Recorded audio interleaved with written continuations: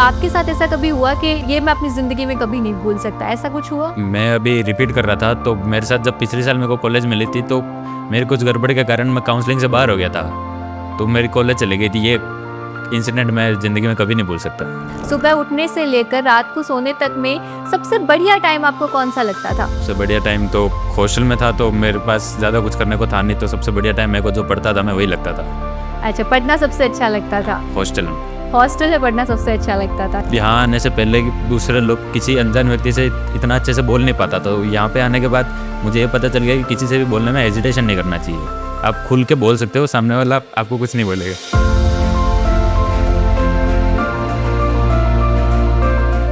सो hello, hi, नमस्कार, this is me RJ Gracy. और जैसा कि आप सभी जानते हैं कि जेईई का रिज़ल्ट आया है और बहुत ही शानदार रिज़ल्ट जो है इस बार भी प्रिंस का रहा है। और अभी हमारे साथ है महेंद्र और महेंद्र जी के पिताजी। नमस्कार सर। तो महेंद्र, अपने बारे में थोड़ा कुछ बताओ।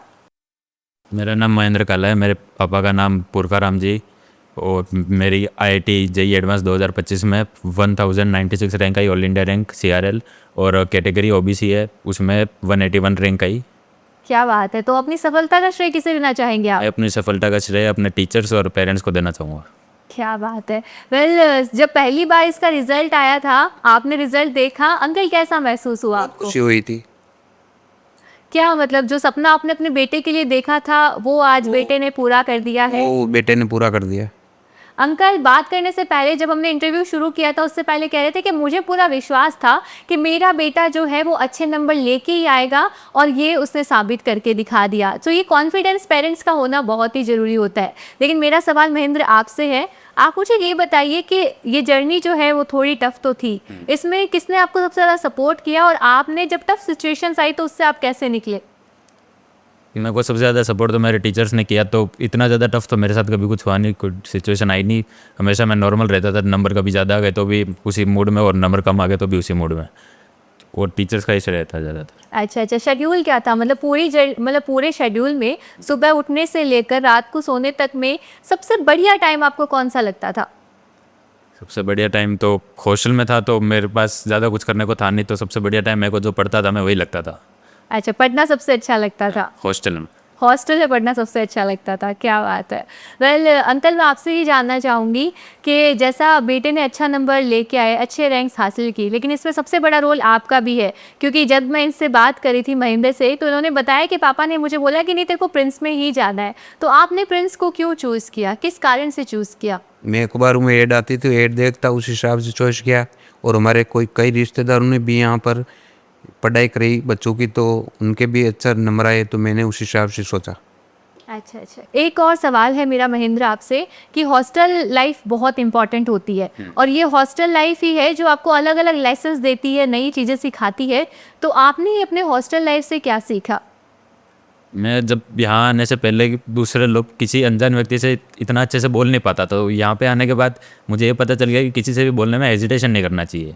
आप खुल के बोल सकते हो, सामने वाला आपको कुछ नहीं बोलेगा। क्या बात है। अच्छा, तो अब जैसे कि हर एक जर्नी होती है, हर एक चीज़ हमें बहुत ही सोच समझ कर चलनी पड़ती है, हर एक जगह हमें अलग तरीके से व्यवहार करना पड़ता है। सो कभी कभी ऐसा होता है लाइफ में कि ऐसे मोमेंट्स आते हैं जो हम अपनी लाइफ में कभी भूल नहीं पाते।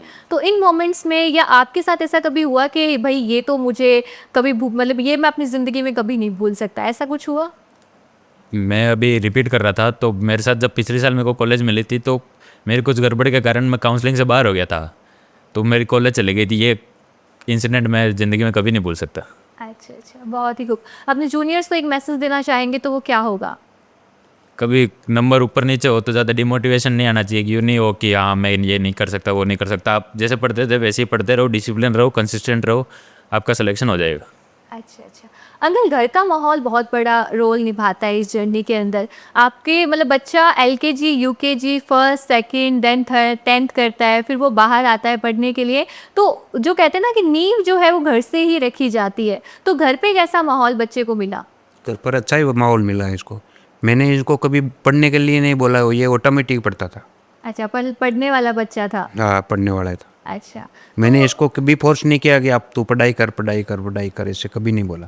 यहाँ पर आने के बाद भी ये मेरे को शाम को रोज़ बात करता, लेकिन मैं इनको कभी भी नहीं बोला कि तू इतनी देर पढ़ेगा। ऐसा मैंने कुछ नहीं बोला है। मैंने एक ही बोला कि जो करना है तेरे को करना है। तो जेई का सपना कब देखा? जेई का सपना मैंने यहीं आया था प्रिंस में एडमिशन लेना है, तो फिर मेरे को किसी ने बोल दिया कि अगर तू स्कूलिंग कर रहा है इससे अच्छा तू कोचिंग कर ले, तो वहाँ पे ज़्यादा बेटर होगा, तू कुछ ज़्यादा सीखेगा। तो मैंने सोचा फिर जेई कर लेते हैं, क्योंकि मैथ में मेरा इंटरेस्ट था। तो मैथ्स अच्छी लगती थी। हाँ, मैथ अच्छी लगती। कौन से एक ऐसे टीचर हैं जिन्होंने आपको बहुत ज़्यादा सपोर्ट किया और आप अब थोड़ा श्रेय जो है वो उन्हें देना चाहेंगे, तो वो कौन से टीचर होंगे? PG sir and Ola sir. अच्छा, कैसे सपोर्ट किया? वो मतलब क्लास में अच्छा माहौल बना देते थे, और कभी ऐसा उन्होंने ऐसा कुछ होने नहीं दिया कि कभी डिप्रेशन भी आया हमको। अच्छा। एकदम हंसी मजाक से पढ़ाते थे।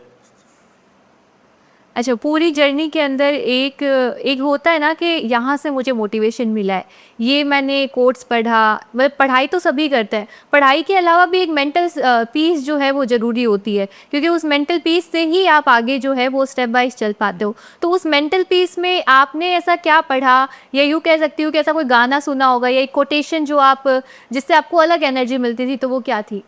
ऐसा तो कुछ नहीं था, मेरे को मन में था IIT क्रैक करनी है, तो बस वो मैं पढ़ता रहता था। बस पढ़ते रहते थे तो सिलेक्शन हो गया। हाँ। क्या बात है, बहुत बहुत कॉन्ग्रेचुलेशंस। आई रियली विश कि आपके आगे का जो फ्यूचर है वो और भी ब्राइट हो। नमस्कार।